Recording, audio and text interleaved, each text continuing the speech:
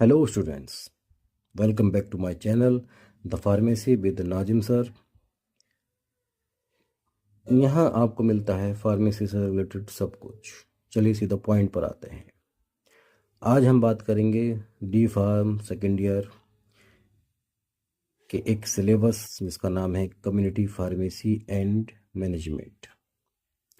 इसमें क्या सिलेबस है, क्या इम्पोर्टेंट चीज़ें हैं, टाइम कम रह गया, कौन किस तरह तैयारी करें, कैसे तैयारी करें, इम्पोर्टेंस क्वेश्चन कौन से हैं, कौन कौन से क्वेश्चन आ सकते हैं, वो आज हम सब यहाँ डिस्कस करेंगे।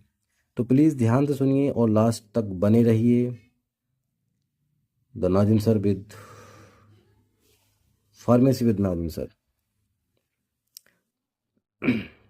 देखिए, मैंने अपनी एक वीडियो में बता चुका हूँ कि आप जितने भी सिलेबस हैं, फर्स्ट ईयर की वीडियो में बताया था मैंने, जितने भी सिलेबस हैं आपके पास, सेकेंड ईयर में 6 या 7 सिलेबस हैं, सब्जेक्ट हैं, तो आप कोशिश करिए कि उनका जो चैप्टर 1 है, सारे सिलेबस की बात चल रही है, D pharm first year second year दोनों के लिए बात चल रही है, कि जो चैप्टर 1 है इसको तो आप हमेशा याद करिए, हमेशा याद करिए इसको, ठीक है। चैप्टर 1 क्यों? क्योंकि इसमें क्या होता है, इसमें चैप्टर की डेफिनेशन, हिस्ट्री, स्कोप, ऑब्जेक्टिव होते हैं, ठीक है। हर चैप्टर की डेफिनेशन कि भाई फार्माकोग्नोसी क्या है, फार्माकोलॉजी क्या है, कम्युनिटी क्या है, ये सब चीज़ें होती हैं, ठीक है।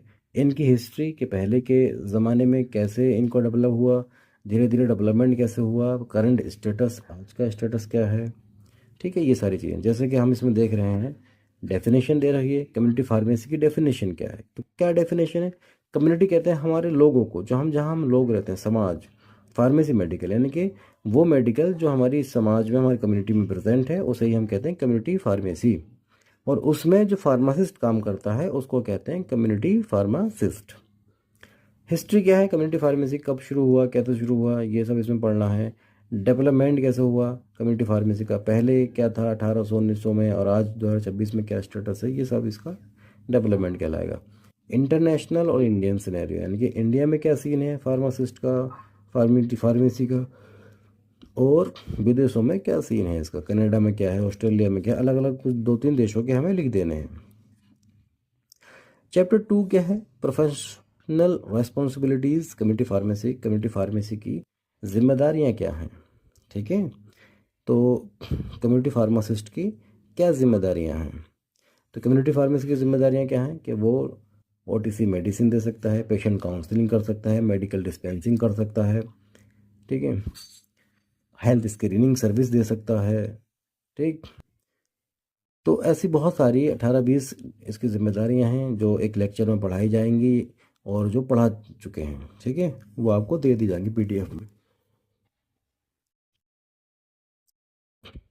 सिर्फ उसकी जिम्मेदारी। और ये इंपॉर्टेंट क्वेश्चन आता है। फिर है गुड फार्मेसी प्रैक्टिस का कॉन्सेप्ट क्या है। गुड फार्मेसी यानी कि अच्छी फार्मेसी, अच्छा मेडिकल, फार्म कम्युनिटी में अच्छा मेडिकल चलाने की क्या अच्छी प्रैक्टिस है, ठीक है। तो भाई लोगों से अच्छा व्यवहार करे, अच्छे से वार्तालाप करे, उसकी कम्युनिकेशन अच्छी होनी चाहिए, ठीक है। पेशेंट को डीलिंग अच्छी होनी चाहिए, प्रिस्क्रिप्शन हैंडलिंग आना चाहिए, ये सारी उसकी जिम्मेदारियां हैं, ठीक। तीसरा है एसओपी, इतना इंपॉर्टेंट नहीं है, आप उसको रहने देना। Prescription and prescription handling, prescription और प्रिस्क्रिप्शन हैंडलिंग क्या मतलब है कि भाई प्रिस्क्रिप्शन क्या है, उसके पार्ट्स क्या हैं, ये बहुत इंपॉर्टेंट चैप्टर है। जो बच्चे जहाँ से भी हमें सुन रहे हैं वो, इसका हम अगर टाइम मिलेगा तो एक लेक्चर बनाएंगे पार्ट्स ऑफ प्रिस्क्रिप्शन का, बहुत इंपॉर्टेंट है, आता है। और अगर हमारे चैनल पर नहीं मिल पाया तो आप एक बुक से पढ़ लेना, ठीक है, कहीं ना कहीं किसी सोर्स से आप पढ़ लेना पार्ट्स ऑफ प्रिस्क्रिप्शन। और अगर मुझे टाइम मिल गया तो मैं कल या परसों इसकी वीडियो डाल दूंगा पार्ट्स ऑफ प्रिस्क्रिप्शन की, ठीक है। फिर लीगलिटी ऑफ प्रिस्क्रिप्शन, लीगलिटी में क्या भाई डॉक्टर का रजिस्ट्रेशन है, एड्रेस होना चाहिए पर्चे पे, उसका नाम होना चाहिए, नंबर होना चाहिए, ठीक है, बहुत सारी जानकारी उसकी होनी चाहिए, लीगलिटी ऑफ प्रिस्क्रिप्शन है। प्रिस्क्रिप्शन हैंडलिंग, फार्मासिस्ट कैसे हैंडल करे, जो उस पर दवाइयाँ लिखी हैं, इंस्क्रिप्शन, सुपरस्क्रिप्शन, वो सब उसको आना चाहिए, पढ़ना आना चाहिए, सिंबल समझने आने चाहिए, शॉर्ट शॉर्ट टर्म्स आने चाहिए कि बीडी, टीडीएस, ओडी ये क्या है, ये सब आने चाहिए। डिस्पेंस मेडिकेशन, मेडिकेशन को डिस्पेंस करने के टाइम, ठीक है, लेबलिंग करना चाहिए उसको।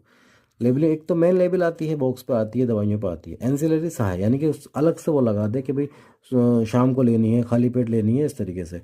या पिक्टोग्राम, पिक्चर लगा दे, जैसे सूरज निकल रहा है या सूरज डूब रहा है, इस टाइप से पिक्टोग्राम्स लगा दे वो। और थोड़ा सा मेडिकेशन यूजेस पे ब्रीफ इंस्ट्रक्शन यानी काउंसलिंग टाइप की बता दे कि भाई किस तरीके से उसको यूज़ करना है।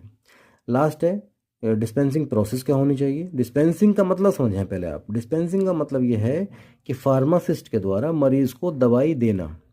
जो पर्चा वो लाया मरीज़, उस पर्चे में से दवाई जो उसने बांधी है, पैक करी है, उस पैक करी हुई दवाई को मरीज़ को देना, यानी कि फार्मासिस्ट के द्वारा मरीज़ को दवाई देना डिस्पेंस कहलाता है।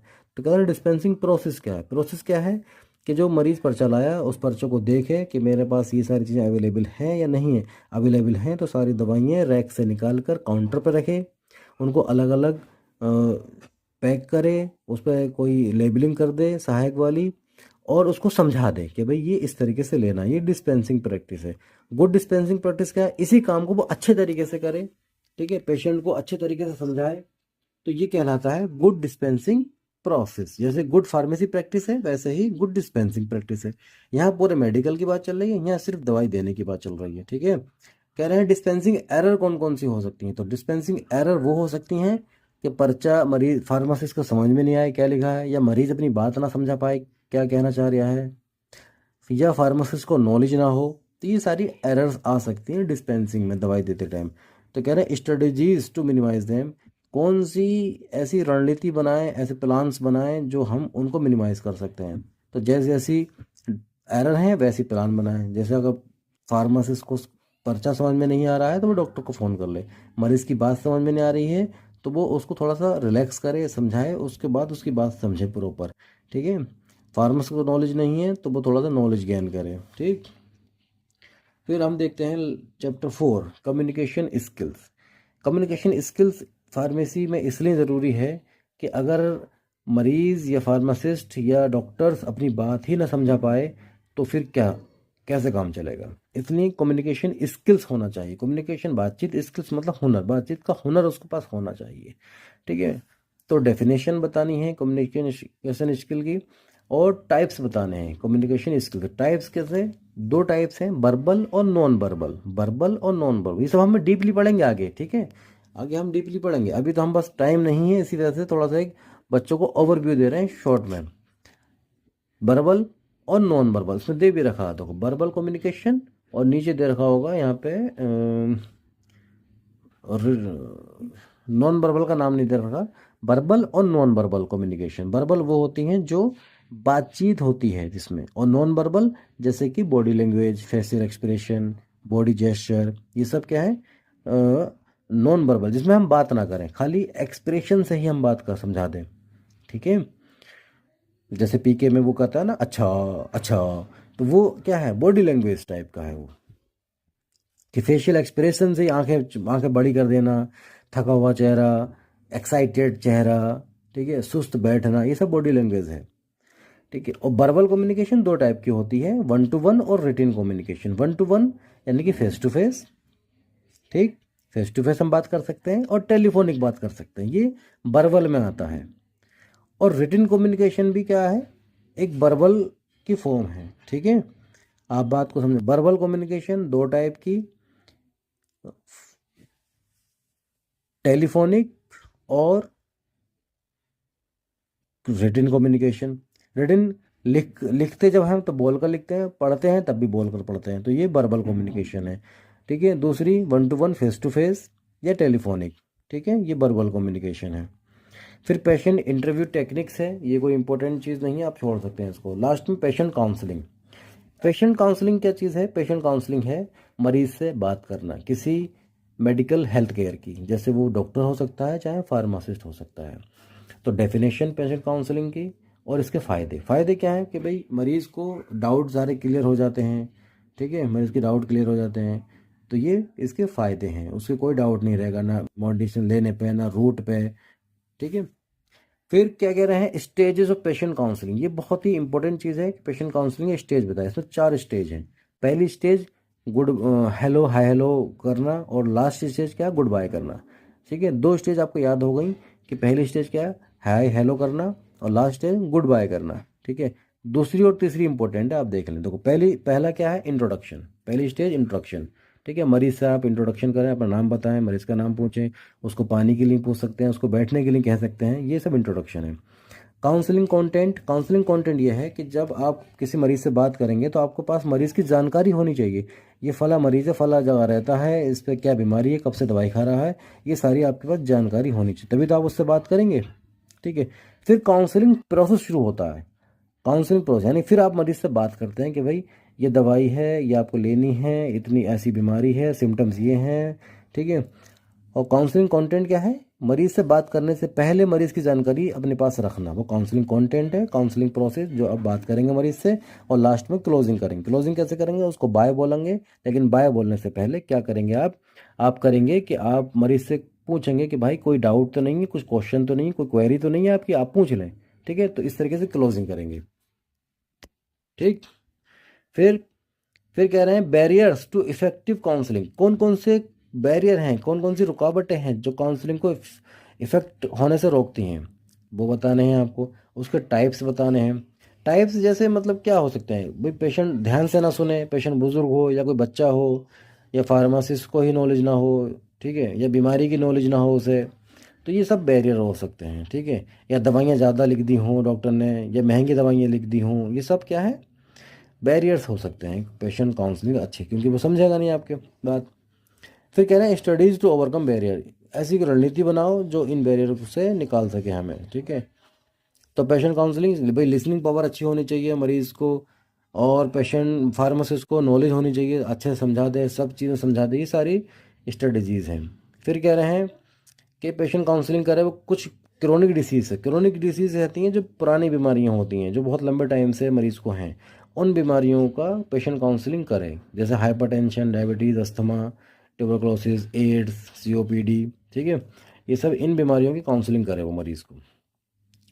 पीपीआई और पीआईएल, पैकेट इंसर्ट और पेशेंट इन्फॉर्मेशन लीफलेट, ये क्या है? जो दवाइयाँ होती हैं हम लाते हैं, उसके अंदर एक पर्चा निकलता है, उसकी बात चल रही है। ठीक है, उसके बारे में आपको पता होना। उसमें देखो क्या उसके अंदर डोज है, कितनी डोज है, कौन सा रूट है, contraindication, indication, side effect, adverse effect, ये सारी बातें उसमें लिखी होती हैं। मरीज़ अगर पेशेंट काउंसलिंग जो मरीज़ की करी गई है वो भूल भी जाए तो उस पर्चे में देख सकता है, अगर वो पढ़ना जानता है तो। ठीक है, नेक्स्ट चैप्टर है मेडिकेशन एडहेरेंस। एडहेरेंस का मतलब समझें आप।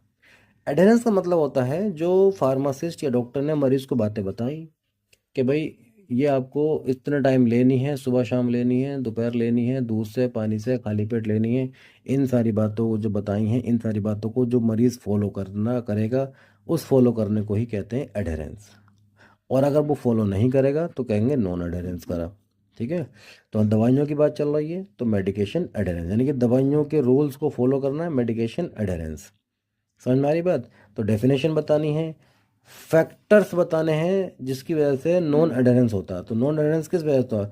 कोई बुजुर्ग मरीज है, उसकी बात ही समझ में नहीं आई, कोई बच्चा है उसकी बात ही समझ में नहीं आई, दवाइयाँ 10-12 लिख दी, दिन भर की दवाइयाँ, मरीज़ कन्फ्यूज़ है, तो वो नॉन एडहेरेंस करेगा, समझ ही नहीं पाएगा कौन सी दवाई किस टाइम है। ठीक है, या रूट भूल गया वो बेचारा। ठीक है, तो बहुत सारे ऐसे फैक्टर्स हैं जो एडहेरेंस को अफेक्ट करते हैं, जिसकी वजह से नॉन एडहेरेंस होता है। स्ट्रेटजीज क्या हैं? तो भाई अगर दवाइयाँ ज़्यादा लिखी हैं तो आप मल्टीपिल फार्मूला वाली दवाइयाँ लिखें, दवाइयाँ कम कर दें, फार्मूला बढ़ा दें। जैसे ज़ीरोडोल एसपी आती है, उसमें 3 फार्मूले एक ही साथ हैं। ठीक है, ऐसे इस तरीके की दवाइयाँ लिखें।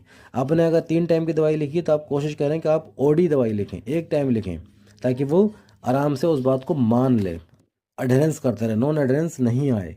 ठीक है, प्रॉपर तरीके से बात समझ ले। कोई बुजुर्ग आदमी है तो उसके अटेंडेंस को समझा दे, कोई बच्चा है तो उसके माँ बाप को समझा दे।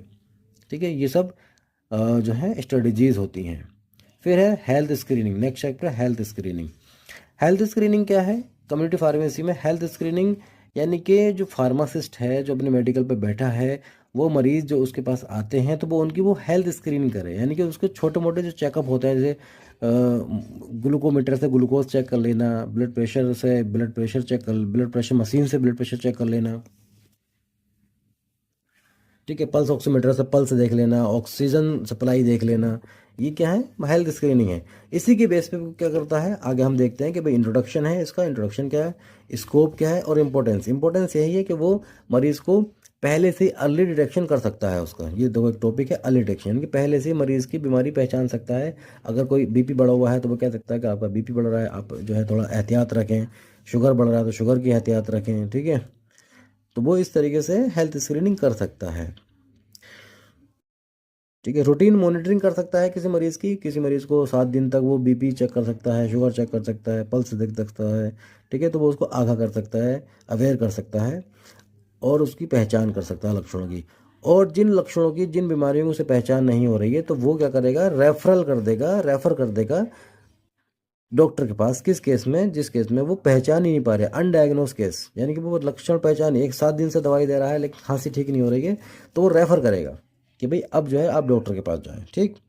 9 जो चैप्टर है वो आपका, ये 8 चैप्टर है, 7 के बाद 9 कर दिया है इन्होंने, ठीक है।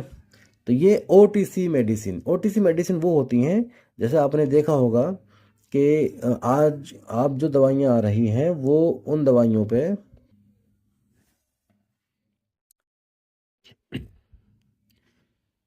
ओवर द काउंटर, ठीक है। इसमें हम, आपने देखा होगा कि वो दवाई जो आती है उस पर लिखा होता है शेड्यूल एच। उसमें क्या लिखा होता है कि आप ये दवाई रजिस्टर्ड मेडिकल प्रैक्टिशनर जो हैं, यानी कि जो रजिस्टर्ड डॉक्टर हैं, उनके पर्चे के बिना आप नहीं बेच सकते, सोल्ड नहीं कर सकते, ठीक है। तो यानी कि वो दवाइयाँ जो डॉक्टर के पर्चे के बिना बेची जाती हैं वो दवाइयाँ कहलाती हैं ओटीसी मेडिकेशन, ठीक है। और इंडिया में ये लीगल है। जैसे दर्द की दवाई, बुखार की दवाई, ये आप ले सकते हैं बिना डॉक्टर के पर्चे के, मेडिकल से, ठीक। Self medication and role of pharmacist. Self medication में फार्मासिस्ट का क्या रोल है, यानी कि वो मरीज़ को बता सकता है कि भाई आप जो मेडिसिन ले रहे हैं ये क्यों ले रहे हैं, या इसकी डोज कितनी लेनी चाहिए, या आप जो सिम्टम्स बता रहे हैं उस हिसाब से ये डोज जो ओटीसी मेडिकेशन है वो सूट नहीं करेगी, आपको ये नहीं, ये लेना चाहिए, उसकी डोज बता दे, उसका रूट बता दे। ये सेल्फ मेडिकेशन में रोल है फार्मासिस्ट का, ठीक है। फिर वो कुछ बीमारियां हैं, वो उसके सिम्टम्स के अकॉर्डिंग वो उनको एडवाइस कर सकता है। जैसे पेन मैनेजमेंट, किसी का दर्द है तो वो कह सकता है कि आप ये ले लें, ये दवाई लें, ये ना लें। कफ कोल्ड में, डायरिया में, कॉन्स्टिपेशन में, वोमिटिंग में, फीवर में उसके सिम्टम्स बता दे, उसकी इंडिकेशन बता दे, कॉन्ट्रा इंडिकेशन बता दे, ठीक है। उसकी डोज बता दे, रूट बता दे, सारे माउथ अल्सर हैं तो उनको सब बता दे, ठीक है। ये सारी चीज़ें, ठीक। तो ये ओटीसी मेडिकेशन की कुछ बीमारियां हैं और उनकी उसमें ओटीसी मेडिकेशन यूज़ की जाती हैं, ठीक है। एक चैप्टर और देखते हैं हम, लास्ट चैप्टर है शायद, कम्युनिटी फार्मेसी मैनेजमेंट। क्या लीगल रिक्वायरमेंट क्या है, लीगल रिक्वायरमेंट क्या है to set a community pharmacy, यानी कम्युनिटी में अपना मेडिकल खोलने के लिए क्या लीगल रिक्वायरमेंट है। लीगल रिक्वायरमेंट ये है कि पीसीआई से अप्रूव्ड फार्मासिस्ट होना चाहिए, अपनी एक रेंट पे अपनी दुकान होनी चाहिए, या रेंट पे उसका नक्शा होना, पास होना चाहिए, उसमें फ्रिज होना चाहिए, कंप्यूटर होना चाहिए, प्रिंटर होना चाहिए, अच्छा सेटअप होना चाहिए, पब्लिक के बीच में होना चाहिए, सब लीगल रिक्वायरमेंट है। साइट सिलेक्शन, यानी कि ऐसी साइट सिलेक्शन करें कि डिस्प्ले अच्छा हो, पार्किंग का कुछ थोड़ा हिसाब हो।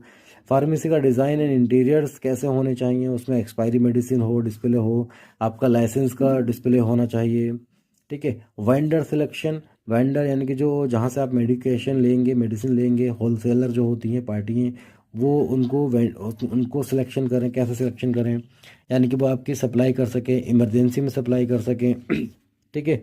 ऑर्डरिंग प्रोक्योरमेंट, जो दवा का ऑर्डर लगाना वो कैसे लगाना है आपको। इन्वेंट्री कंट्रोल मेथड, इन्वेंट्री का मतलब है जो आपके पास सब कुछ है, जो आप मेडिकेशन जो आपके फार्मेसी में है, जो आपने ऑर्डर लगाया है, जो आपका माल बन चुका है, ठीक है, वो सब आपकी इन्वेंट्री है। तो उसको कंट्रोल कैसे करें, उसके मेथड बताएं, ठीक है। तो मेथड क्या है, जैसे एबीसी मेथड, और एक है वीईडी मेथड, ठीक है। ए में महंगी दवाइयाँ, बी में मॉडरेट दवाइयाँ, सी में सस्ती दवाइयाँ। B VED method, vital, essential, desirable method, ये आप डीपली पढ़ाएंगे हम आपको। इन्वेंट्री मैनेजमेंट, कैसे हम इसको मैनेज करें कि हमारा इन्वेंट्री जो है मैनेज रहे। फाइनेंशियल प्लानिंग एंड मैनेजमेंट, ठीक है, पैसों की प्लानिंग कैसे करें, उसका मैनेजमेंट कैसे करें। अकाउंटेंसी कम्युनिटी फार्मेसी में कैसे बनाएं, डे बुक कैसे बनाएं, कैश बुक कैसे बनाएं, सॉफ्टवेयर कैसे यूज़ करें, ठीक है। सीआरएम क्या, कैसे हम मजबूत करें, रिलेशन कस्टमर से कैसे मजबूत करें, फार्मेसीज़ में ऑडिट्स कैसे करें, एसओपी यहाँ भी एक टॉपिक है, ठीक है। Digital health, M health, online pharmacies कैसे हम यूज़ कर सकते हैं, ये सारी एक डीपली चीज़ें हम पढ़ेंगे आपको, ठीक है। अच्छा, हमने अपने शॉर्ट्स में कुछ इंपॉर्टेंट क्वेश्चन भी डाले थे आपके, आपने देखे होंगे शायद। कैमरे में नहीं आ पा रहा है पूरा पेज, 1 मिनट मोबाइल को घुमा लेते हैं।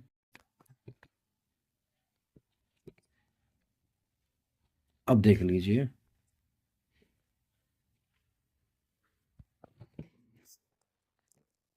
ये कुछ इंपॉर्टेंट क्वेश्चन हमने डाले थे, आप स्क्रीनशॉट लेना चाहें तो ले सकते हैं, ठीक है। हर चैप्टर वाइज हैं ये देखें आप, ठीक। ये आप देख सकते हैं, पढ़ सकते हैं, 7 चैप्टर से, ओटीसी चैप्टर से, और लास्ट में उस चैप्टर से। अब ये लॉन्ग क्वेश्चन है, ठीक है, ध्यान रखें, ये लॉन्ग क्वेश्चन है। शॉर्ट क्वेश्चन देखना चाहें तो ये हैं, ये शॉर्ट क्वेश्चन है कि भाई कम्युनिटी फार्मेसी बताओ क्या है, उसका स्कोप क्या है, उसका रोल क्या है, फार्मासिस्ट का जीपीपी क्या है, ठीक है, ये सब जो है शॉर्ट क्वेश्चन है, ठीक है। ये आप देख सकते हैं, शॉर्ट क्वेश्चन है, स्क्रीनशॉट लेना चाहें तो ले सकते हैं। पीडीएफ के लिए बोलना चाहें तो कमेंट कर सकते हैं, हम पीडीएफ सेंड कर देंगे आपको, ठीक है। ये इसके शॉर्ट क्वेश्चन हर एक चैप्टर से, ठीक है। और इसका हमने जो है, इसके हमने वो भी बनाए हैं, क्या कहते हैं उसको, मल्टीपल चॉइस क्वेश्चन ऑब्जेक्टिव, वो भी हमने एक बनाए हैं 50 क्वेश्चन। वो हम उसको शॉर्ट्स में डाल देंगे, आप वहाँ से डाउनलोड कर लेना या स्क्रीन शॉट ले लेना, ठीक है। Thank you very much. और लास्ट में सभी लोग लाइक करें, कमेंट करें, शेयर करें और सब्सक्राइब करें। Thank you very much.